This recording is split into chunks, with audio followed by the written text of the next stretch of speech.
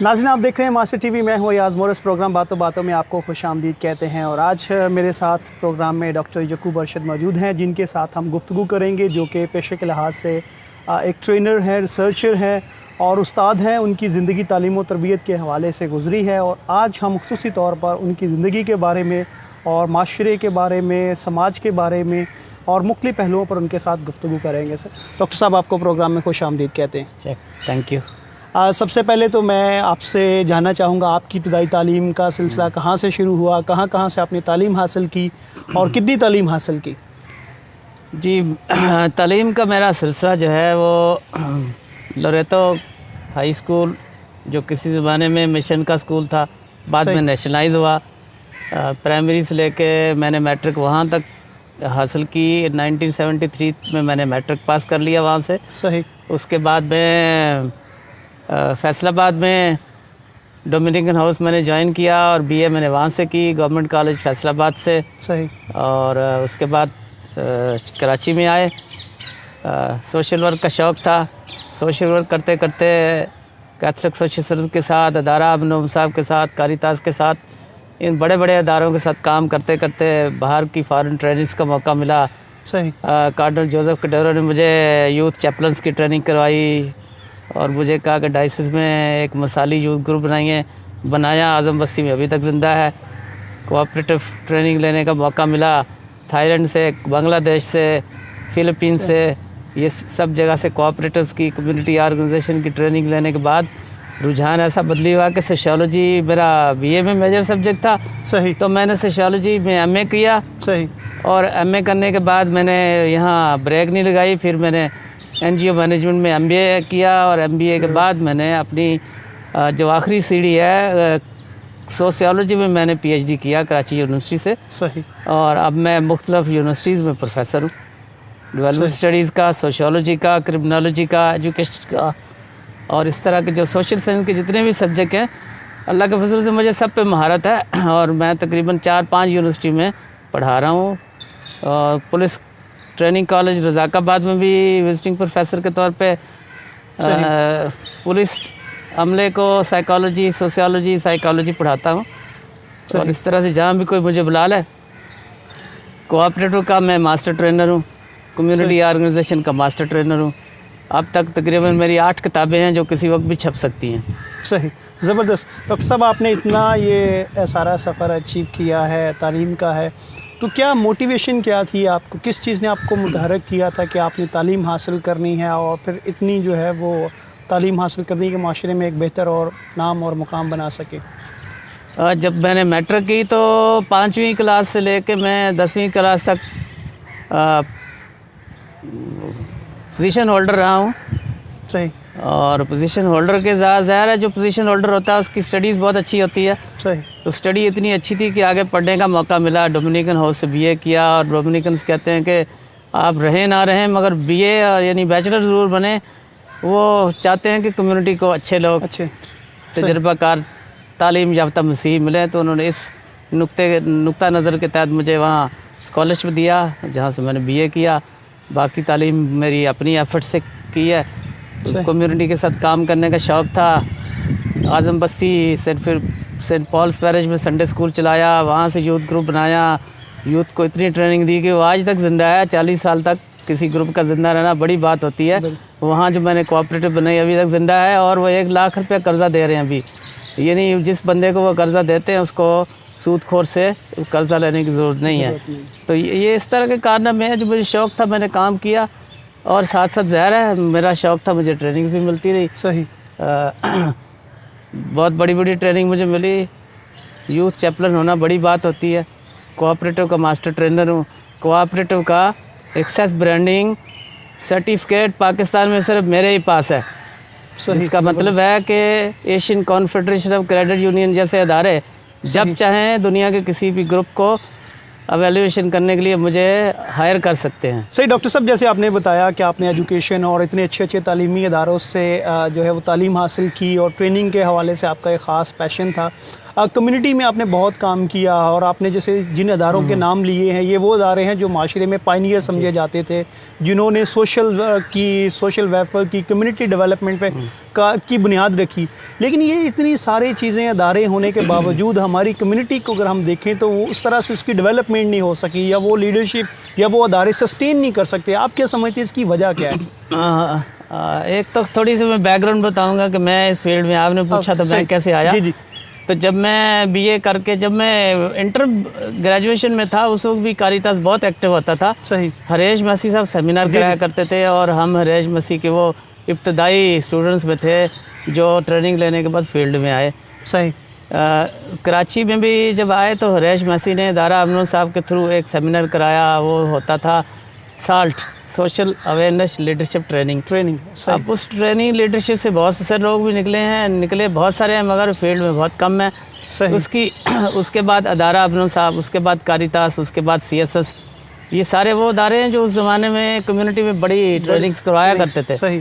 اب وہ جو ٹریننگ تھی، ہمارے جیسے جو ہم اسٹوڈنٹ تھے اور پھر کمیونٹی میں کام کرنا چاہتے تھے، ہمارے لیے یہ ایک بہت سنہری موقع تھا کہ ان لوگوں نے، ہریش مسیح نے اور دوسرے لوگوں نے، مظفر فضل الدین نے، اور اس کے ساتھ حمید ہنری ہوتے تھے، ان لوگوں، یہ ہمارے استاد تھے، ہم نے ان سے سیکھا. اب دوسرا سوال کہ کمیونٹی میں سارا کچھ ہونے کے بعد کمیونٹی میں ڈیولپمنٹ کیوں نہیں ہوئی ہے؟ ایک ریزن تو یہ ہے کہ پاکستان میں میرے خیال سے، اور یہ ایک کتاب بھی ہے، میں اس کا ریفرنس بھی دے سکتا ہوں، کہ پاکستان میں کرسچن جو ہے وہ آئسولیشن میں ہے. جب کوئی بندہ آئسولیشن میں ہوتا ہے وہ ترقی نہیں کر سکتا. تو ہماری کمیونٹی چونکہ آئسولیشن میں ہے، ہماری آبادیاں جو ہیں وہ آئسولیشن میں ہیں. آپ دیکھیں ہماری جتنی آبادیاں ہیں وہ گندے نالے پہ بنی ہیں، اور جتنے ہمارے 57 گاؤں ہیں پنجاب میں، سندھ میں، وہ بھی ٹیل اینڈ پہ ہیں. نہروں کے ٹیل اینڈ پہ ہمارے گاؤں ہیں. ہماری جتنی کالونیاں ہیں کراچی سے لے کے پشاور تک، میں جا چکا ہوں، میں نے دیکھا کہ ہمارے جتنے زیادہ تر آباد علاقے ہیں یہ گندے نالے پہ کیوں ہیں؟ اور پھر ہمارے لوگ جو ہیں وہ چونکہ اپنی کالونیوں کے اندر رہتے ہیں، ان کا انٹریکشن باہر کے لوگوں سے کم ہوتا ہے. اچھا، جب آپ کا باہر لوگوں سے انٹریکشن کم ہے تو آپ یہی سمجھیں جیسے مینڈک جو ہے وہ اپنے کنویں سے باہر نکلتا ہے، وہ کنارے پہ بیٹھ کے گڑیں کرتا ہے، پھر اسی پہ چلا جاتا ہے. تو ہمارا بھی بالکل یہی حال ہے. ہم ایک گیٹو مینٹلٹی میں رہتے ہیں، اور ہم گیٹو مینٹلٹی سے باہر نکلنے کے تیار نہیں ہیں. اور سونے پہ سہاگا پھر جو ہمارے ٹیکا لگانے والے لوگ ہیں نا، جو کہتے ہیں جی سارا کچھ خدا پہ چھوڑ دو. میرے پاس ایک بک ہے، میں ڈاکومنٹری پروف دے سکتا ہوں. سینٹرل امریکہ میں ایک ریسرچ ہوئی ہے، ڈپینڈنسی. صحیح. آج کے روز کی ڈپینڈنسی. صحیح. اج ہی زندہ رہنا، بس اج ہی جو کچھ ہے اور کھا لو تو پھر منگنا شروع کر دو. صحیح. اچھا، یہ ڈپینڈنسی جو ہے اس نے پوری قوم کو تباہ کر دیا. یہ ضروری نہیں کہ ہماری کمیونٹی میں، پورے پاکستان کا یہ مسئلہ، پورے پاکستان کا حال ہے کہ ہم ڈپینڈنسی سنڈروم میں رہتے ہیں. اور ایک بک ہے، اگر کبھی موقع ملے گا میں دکھاؤں گا، اس میں لکھا کہ جو غربت ہے وہ ذہنی بیماری ہے. واہ. اچھا، غربت جب کھانے پینے کے لیے ذہنی بیماری ہے تو غربت آئیڈیالوجی کی بھی بیماری ہے، جو کارل مارکس کہتا ہے. جہاں آئیڈیالوجی کی غربت ہوگی، جہاں روٹی کی غربت ہوگی، جہاں آپ کو کھانے کے لیے پورا نہیں ملے گا. اب ایک بچہ جو 12x12 گھر میں رہتا ہے، 12 13 14 15 افراد اس گھر میں رہتے ہیں، اس علاقے میں درخت بھی نہیں ہے، اس علاقے میں آکسیجن ہی نہیں ہے، اس علاقے میں جو بچہ رہتا ہے وہ کس طرح سے ڈیفنس کلفٹن کے بچے کے ساتھ کمپیٹ کرے گا جب آکسیجن نہیں ہے؟ تو آپ کا مائنڈ فنکشن کیسے کرے گا؟ پورے جسم کے اندر جو آکسیجن ہے 80% آکسیجن ہمارا دماغ ہے، ہمارا مائنڈ یوز کرتا ہے. اب آپ کے باڈی کے اندر آکسیجن نہیں ہے تو آپ کا مائنڈ فنکشن کیسے کرے گا؟ پھر نیوٹریشن کا لیول ہماری کمیونٹی کا بہت کم ہے. صحیح. لندن میں ایک ریسرچ ہوئی ہے، انڈین بچے اور پاکستانی بچوں کا جو پرفارمنس ریٹ ہے وہ میٹ نہیں کر رہا. یعنی پاکستانی بچے جو انڈین بچے ہیں ان سے پیچھے ہیں. کیوں پیچھے ہیں؟ کیونکہ وہ تھال میں رکھ کے کھاتے ہیں. صحیح. ہم نے جو رات کی بچی ہوتی ہے وہی صبح بھی کھا لینی ہوتی ہے، بچت کرنی. تو جب آپ کا نیوٹریشن لیول ٹھیک نہیں ہے، آپ کو آکسیجن پوری نہیں مل رہی ہے، آپ آئسولیشن میں رہتے ہیں، آپ کے انسٹیٹیوشن جو ہیں वहाँ आप स्पोर्ट्स की एक्टिविटीज़ नहीं है, बिल्कुल जी बिल्कुल ग्राउंड नहीं है, बड़े सराली नहीं, कराची का जो स्ट्रक्चर है वो बिल्कुल ही रहायश के लिए खतरनाक है, बिल्कुल ग्राउंड नहीं है, पार्क नहीं है, सही अब सड़कें इतनी चौड़ी कर ली हैं, पब्लिक ट्रांसपोर्ट नहीं है, प्राइवेट गाड़ियाँ हैं, सफाई होती नहीं है। हेल्थ जो है वो सिर्फ जिस्मानी तौर पर तंदुरुस्त होना नहीं है, बिल्कुल हेल्थ का मतलब है कि आप जिस्मानी तौर पे तंदुरुस्त हो, हेल्थ का मतलब है कि आप जहनी तौर पे तंदुरुस्त हो, हेल्थ का मतलब है कि आप जिस्मानी तौर पे तंदुरुस्त हो। बीमारी एक तरह की नहीं है, बीमारियां 3 तरह की है। अगर आप सोशियोलॉजी की किताबें पढ़ें तो मेंटल इलनेस यानी दिमागी बीमारी है, जिस्मानी बीमारी है और फिर सोशल बीमारी है। सही।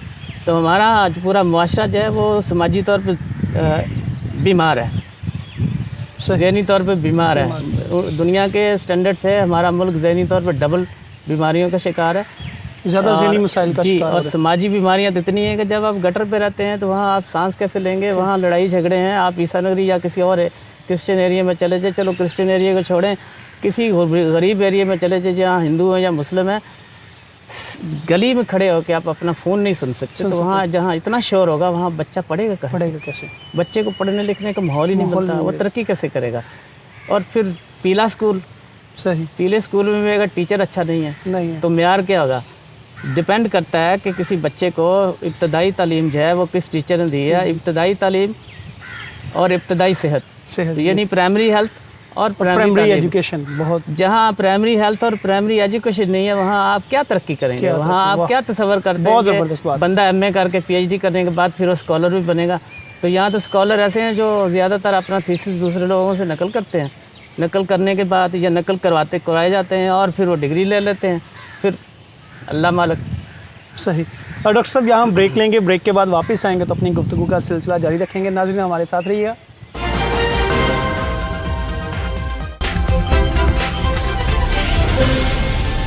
वेलकम बैक नाज़रीन, आप देख रहे हैं प्रोग्राम बातों बातों में अयाज़ मोरस के साथ, और आज मेरे साथ डॉक्टर यकूब अरशद हैं जिनके साथ हमारी गुफ्तगू का सिलसिला जारी था। डॉक्टर साहब, ये तो आपने वजह बताई हमारी कम्युनिटी की ग्रोथ की, और आइसोलेशन का आपने बड़ा एक अहम पॉइंट किया कि हमारी कम्युनिटी कटी हुई है माशरे से, और जब तक आप मेन स्ट्रीम में नहीं आते, आप लोगों के साथ नहीं मिलते, आप तरक्की के आपके चांसेस बहुत कम हो जाते। एक और वजह है, आपने जिस चीज़ का जिक्र किया कि हमारे PhDs बहुत कम है शहर में, हम देखें तो बड़ी तादाद जो है वो कम है।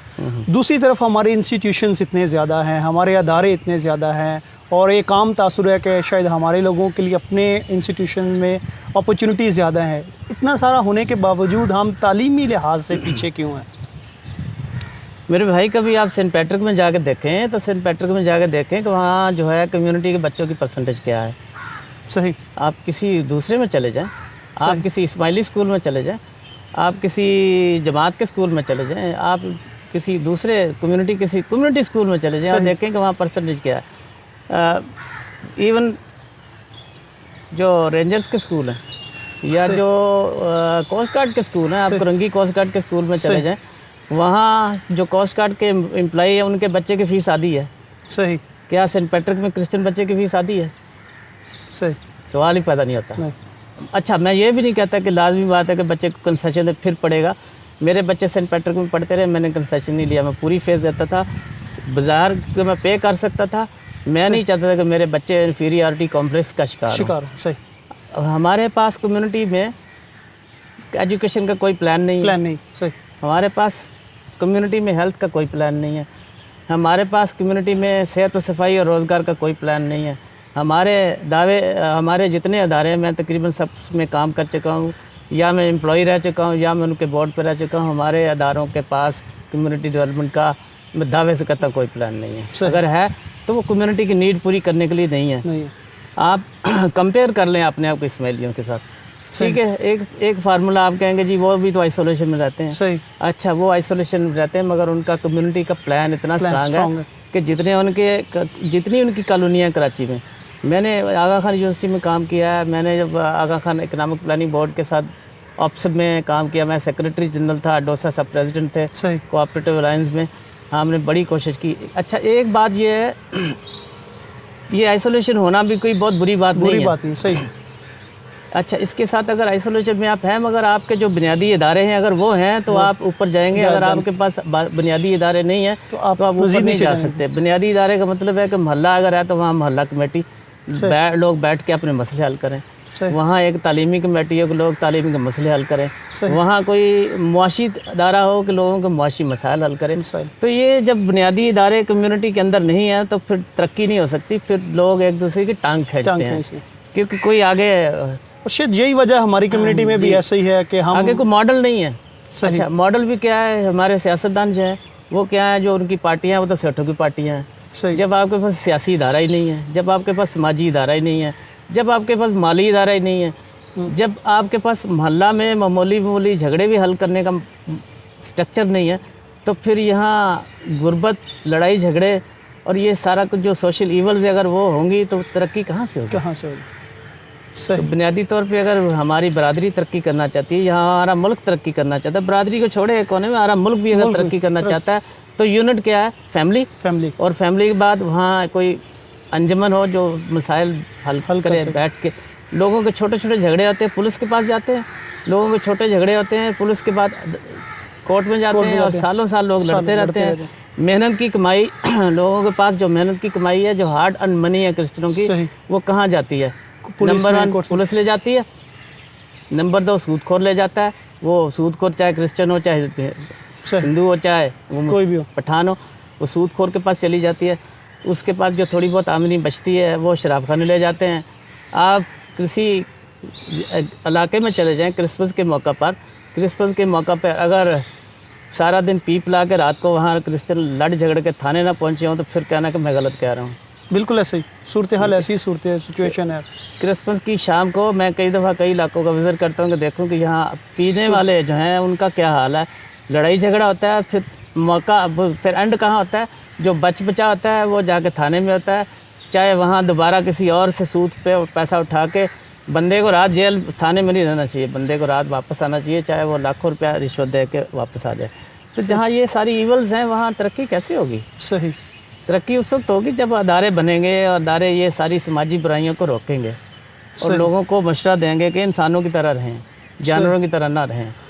بالکل سر، کیونکہ آپ ایک ماہر سماجیات ہیں، معاشرے میں دیکھتے ہیں اور معاشرے کی سوسائٹی کے لیے مختلف زاویوں سے دیکھتے ہیں، آپ کیا سمجھتے ہیں کہ ہمارے جو محلے ہیں ان میں یا کمیونٹی کی ہم جب بات کرتے ہیں تو کیا ایسے پلانز ہیں، کیا ایسی کمیٹیاں کس طرح سے، کیونکہ آپ گراؤنڈ لیول پر کام کرتے ہیں اور میں 1-2 آپ کی کمیونٹی کے جو پروگرامز ہیں وہ اٹینڈ بھی کر چکا ہوں، تو لوگوں کو جو ٹریننگ دی جاتی ہے، کیا ہم اپنی کمیونٹی کے لیے، اوور آل سوسائٹی کے لیے ایسی چھوٹی سوسائٹیوں میں ایسے گروپس، ایسی کمیٹیاں، ایسی آرگنائزیشن بنا سکتے ہیں جو معاشرے میں بہتری کی جانب لوگوں کو متحرک کریں کہ وہ بھی معاشرے کا ایک بہتر حصہ بن سکے؟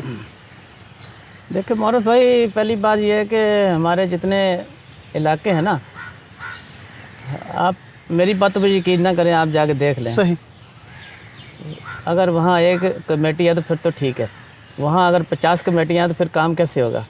ایک وہاں عیسیٰ نگری یا وہ اپنا کشمیر کالونی ہے، یہ منظور کالونی ہے، یا وہ ہے پٹی جس میں کرسچن زیادہ ہیں، خود کفیل ہیں کس طرح سے چرچ بنانے میں، چھوٹے چھوٹے پیرا چرچ گروپ ہیں، انہوں نے لوگوں کو تقسیم کر کے رکھ دیا ہے۔ صحیح، صرف عیسیٰ نگری میں 30 سے زیادہ چرچ ہیں، اور میرے اندازے کے مطابق اختر کالونی، کشمیر کالونی سے لے کے قیم آباد تک کوئی تقریباً 100 چرچ ہیں۔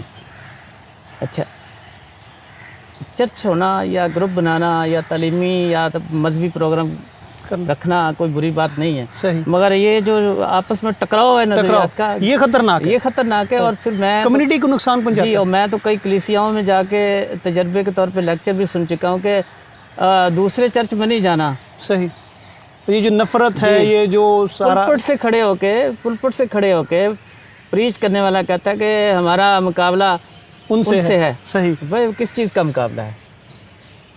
کس چیز کا مقابلہ ہے ہمارا؟ اگر کوئی پروٹسٹنٹ ہے تو اس کا اپنا فیتھ ہے، اگر کوئی کیتھولک ہے تو اس کا اپنا فیتھ ہے۔ جب ہم ہر بندے کے فیتھ کو رسپیکٹ دیتے ہیں، چاہے وہ ہندو ہو، چاہے وہ مسلم ہے، چاہے کرسچن ہے، تو پھر آپس میں جو تفرقہ بازی یہ کیوں ہے؟ یہ نہیں ہونی چاہیے۔ جب تک یہ تفرقہ بازی اور ٹانگ کھینچ کلچر ہے یہ ختم نہیں ہوگا، اور اس کا حل یہ ایک ہے کہ اپنے علاقے میں ہم کمیٹیاں بنائیں۔ صحیح، چرچ کسی پہ بھی چلے جائیں، صحیح، ایک محلہ کمیٹی ہے جو سارے مسئلے حل کرے، पानी बिजली गैस के मसले को देखे। इसके अलावा तालीमी कमेटी हो जो फ़ंड जमा करे और बच्चा जो स्कूल में फ़ीस नहीं दे सकता उसकी फ़ीस वो मैनेज करे। बच्चे को ये एहसास ना दिलाएं कि हम उसकी फ़ीस दे रहे हैं और यतीम है या वो पढ़ नहीं सकता या उसके माँ बाप माली तौर पे गरीब हैं और वो इन्फीरियरिटी कॉम्प्लेक्स में पड़ा आ रहा है कि मैं तो बस किसी और के सहारे पे ज़िंदा हूँ। एक ये चीज़ है। दूसरा ये है कि पाकिस्तान में कलीसिया यानी क्रिश्चियन, मैं नहीं समझता कोई पाकिस्तान की कलीसिया गरीब है। सही सर, ये तो बड़ा ये तो अब बड़ा एक डिफरेंट पॉइंट ऑफ व्यू, क्योंकि आम तौर पे ये समझा जाता है कि एक मसीह जो है बहुत गरीब कम्युनिटी है। ये नहीं, मतलब मैं सोशियोलॉजिस्ट हूँ, मैं तो प्रूफ कर सकता हूँ, डॉक्यूमेंट्री प्रूफ दे सकता हूँ। पाकिस्तान की कलीसिया अमीर तरीन कलीसिया है। सही। आप देखें हमारे गिरजे, हमारे घर, हमारे स्कूल, हमारी कॉलोनियाँ कहाँ कहाँ हैं। सही। पोश एरिया के साथ हमारी कॉलोनियाँ भी अगर हैं तो वो पोश एरिया के साथ जो कॉलोनी है वो भी, वहाँ भी घर जो हैं वो अभी लाखों में करोड़ों में बिक रहे हैं। सही। सही है। सही। अच्छा, फिर यकीन नहीं आता सही लोगों की सोच पे। सही। इतनी अमीर तरीन कलीसिया है और गरीब तरीन लोग हैं। सही। क्या मुमकिन है? बिल्कुल नहीं। बस अल्लाह ने 2 हाथ दिए हैं और अल्लाह ने अगर पैदा करते वक्त 2 हाथ दिए तो किस लिए दिए? मेहनत करने के लिए। मेहनत करनी। अच्छा, मेहनत करने के बाद आपकी जो हार्ड अर्न मनी है, जो मेहनत की, सख्त मेहनत की कमाई है, आप देते किसको हैं? बचत का कोई कॉन्सेप्ट ही नहीं, सिस्टम ही नहीं है। सही। नहीं, बचत का कॉन्सेप्ट है, लोग बीसी डालते हैं, लोग अपनी ज़रूरियात पूरी कर लेते हैं, शादी ब्याह ये वो के लिए लोग बचत करते हैं, मगर इंस्टीट्यूशनलाइज बचत नहीं है। बचत नहीं। सही। इंस्टीट्यूशनलाइज बचत इसलिए नहीं है कि आपके पास सेविंग सोसाइटियाँ नहीं हैं। अब अगर आपके पास सेविंग सोसाइटियाँ होंगी तो लोगों को बचत की तरगीब दी जाएगी और फिर लोगों को बचत की तरगीब देने के बाद आप उस बचत को डेवलपमेंट में खर्च करेंगे। डेवलपमेंट मतलब एजुकेशन में या बिजनेस की तरफ आएंगे, तब जाके तरक्की होगी। ये पूरा कोई प्लान नहीं है लोगों के पास। सही। जिनके पास है वो निकल गए हैं सिंड्रोम से, सही, पावर्टी साइकिल से निकल गए हैं। अच्छा, जिनके पास कोई प्लान नहीं है, लाखों की तादाद में क्रिश्चियन जो है वो जितना कमाते हैं उससे ज़्यादा खर्च करते हैं। अब आप जितना कमाते हैं उससे ज़्यादा अगर खर्च करोगे तो तरक्की कहाँ से होगी? आप बच्चे को स्कूल के लिए फ़ीस कहाँ से दोगे? आप बच्चे के न्यूट्रिशन का ख्याल कहाँ से रखोगे? शादी ब्याह पे और क्रिसमस ईस्टर पे लोग जो हैं एक जोड़े के बजाय अगर 2-2 जोड़े खरीदेंगे तो क्या जस्टिफिकेशन है? शादी ब्याह पे लोग अगर जहेज़ देने के बाद, जहेज़ देने के लिए या खाने पीने के लिए या शो करने के लिए कि हमने शादी कर ली है और सूद पे पैसा उठाएंगे, क्या जस्टिफिकेशन है? इस सब रूनुमाई की क्या ज़रूरत है? भाई आप उतना खर्च करो जितनी आप कमा सकते हो। सही। बच्चे को आपने शादी के बाद जहेज़ दे दिया, जेवर दे दिया और अगले दिन वो जेवर जो हैं वो बिक के फिर गुर्बत पे चले जाते, तो फ़ायदा क्या इस रूनुमाई का, इस सारी शोशा का? उतना करें जितना ज़रूरी है। सही। अब इस तरह की तालीम है, इस तरह की तालीम में जो हमारे अदारे हैं, हमारे इंस्टीट्यूशंस हैं, हमारी कलीसिया हैं, उन्होंने लोगों की सोशल एजुकेशन पे बिल्कुल खर्च नहीं किया। प्लान ही कोई नहीं है। सही। खर्च करना तो दूर की बात है, प्लान ही नहीं है। एक ज़माना था कि चर्च के इदारों में मेरे जैसे बेशुमार लोग थे, ट्रेंड लोग थे, जिनको बाहर से ट्रेनिंग कराई गई। मैं था, जेम्स था, कैनी था, मुजफ्फर था, हमीद हेनरी, इस तरह से और बेशुमार लोग थे जिन्होंने बाहर से ट्रेनिंग की। आज भी cooperative credits, Karachi Christian cooperative credit society की लिस्ट में और आगा खान की लिस्ट में कोई 100 के करीब लोग हैं जिनको Asian confederation of credit union Thailand ने जगह जगह कई मुल्कों में बुला के ट्रेनिंग दी, मास्टर ट्रेनिंग कराई। सही। कहाँ हैं वो लोग, सारे ट्रेंड लोग? उन्होंने आके क्या किया है? सही। चंद गिनती के लोग हैं जिन्होंने फॉरेन ट्रेनिंग लेने के बाद कम्युनिटी में कुछ किया है। बाकी कम्युनिटी का जो स्ट्रक्चर ऐसा है, हर पढ़ा लिखा शख्स जब वो कहता है मैं इस कम्युनिटी में क्यों रहूँ, मैं इस इलाके में क्यों रहूँ, मेरा तशख़्ख़ुस खराब है, तो भाई जिस एरिया में जाओगे वहाँ भी तो कोई ना कोई बुराई होगी। बिल्कुल ऐसे। अब आप जाएँ एक लिफ्टर में या डिफेंस में रहें, जी मैं बड़े पोश एरिया में रहता हूँ, तो वहाँ सोशल इवल नहीं है। बिल्कुल। वहाँ के अलग मसाइल है, वहाँ की अलग सोशल बुराइयाँ हैं। सही। कच्ची बस्ती में, स्लम्स में पढ़े लिखे लोग अगर आपकी कम्युनिटी में आके कुछ काम करेंगे, कम्युनिटी को ऑर्गेनाइज़ करेंगे, कम्युनिटी को फॉर्म करेंगे, तो कोई तब्दीली आएगी। अच्छा, सिर्फ पढ़े लिखे लोगों का कसूर नहीं है, अनपढ़ लोगों का भी कसूर है, जो पढ़े लिखे लोगों की बातें सुनने के लिए तैयार नहीं। सही। दोनों तरफ से। जी डॉक्टर साहब, आप क्या समझते हैं एक बेहतर माशरे के लिए, सोसाइटी के लिए किन नुकात पर हमें काम करने की ज़रूरत है ताकि हम एक बेहतर माशरा और बेहतर सोसाइटी बन सकें? और मोरस देखो, सबसे बड़ी बात तो जो है वो लोग, वो कम्युनिटी, वो अफराद, वो फैमिलियाँ आगे जाती हैं जो एजुकेशन पे खर्च करती हैं। सही। तो फैमिलियाँ जो हैं, नंबर वन पे जो फैमिली का स्ट्रक्चर है, फैमिली का जो फैमिली एजुकेशन है वो नहीं है अभी। सही। जब तक आप फैमिली जो मुआशरे का बुनियादी यूनिट है, जब तक उसको स्ट्रांग नहीं करोगे कुछ नहीं होगा। अच्छा, अब आपने फैमिली अगर स्ट्रांग कर ली तो एजुकेशन का प्लान होना चाहिए सही। कि आपके बच्चे कितने होने चाहिए और बच्चे जितने हों उनकी हायर एजुकेशन तक कैसे आपको लेके जाना है, कोई प्लान बना कर रखें। सही। फिर ये दो के बाद आपका माली तौर पे प्लान होना चाहिए कि एक फैमिली का फाइनेंशियल प्लान क्या है कि उसने किस लेवल तक जाना है, क्या करना है और वो पैसा कहाँ से आएगा। जो कुछ हमने बनना आता है 40 साल तक बन जाते हैं। 40 साल तक अगर आपके पास कोई प्लान नहीं है तो फिर आप किसी काम के नहीं हैं। सही। बहुत कम लोग हैं जो 40 साल के बाद अपना काम करते हैं या अपना चेंज करते हैं तो कामयाब होते हैं। जो कुछ आपने बनना आता है वो बन जाते हैं 40 साल तक। फिर देखिए, जो प्राइमरी एजुकेशन से पहले की जो तालीम है, अभी आगा खान ने एक इंस्टीट्यूट बना दिया माँ और बच्चे की इब्तदाई तालीम। बच्चा जब माँ के रहम में होता है तो उसकी एजुकेशन शुरू होती है। अब आप देखें कि हमारे इलाकों का माहौल जो है, घरों में लड़ाई झगड़ा है, न्यूट्रिशन पूरा नहीं है, ऑक्सीजन पूरी नहीं मिलती है, तालीम का कोई प्लान नहीं है, माली तौर पे कोई प्लान नहीं है, क्रिसमस और ईस्टर का कोई प्लान नहीं है। और ये सब कुछ इसलिए नहीं है क्योंकि महरूमियाँ जब इंसान के सामने होती हैं तो फिर वो जो माल मिलता है वो भी वो माले में दिल पे रहम वाली बात होती है कि आज ही खा लो, आज ही कर लो जो कुछ करना है, फिर मौका नहीं मिलना है। तो जब तक आपके पास फैमिली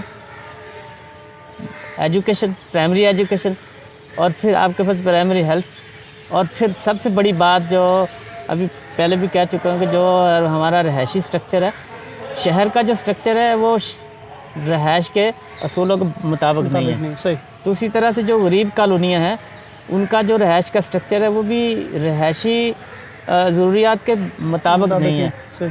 अगर आप इन कच्ची बस्तियों को तोड़ के नए सिरे से स्ट्रक्चर नहीं कर सकते तो कम से कम इतना तो कर सकते हैं कि जो नई कॉलोनियाँ बनाई जाएं वहाँ बुनियादी सहूलियात रखी जाएं। सही। बुनियादी सहूलियात का मतलब है कि गलियाँ खुली हों, सड़कें हों, गलियाँ इतनी खुली हों कि एमरजेंसी में बिजली की गाड़ी, फायर ब्रिगेड की गाड़ी और एम्बुलेंस अंदर आए। आपके पुराने जितने इलाके हैं आप सर्वे करके देखो, किसी इलाके में फायर ब्रिगेड और एम्बुलेंस अंदर नहीं जा सकती।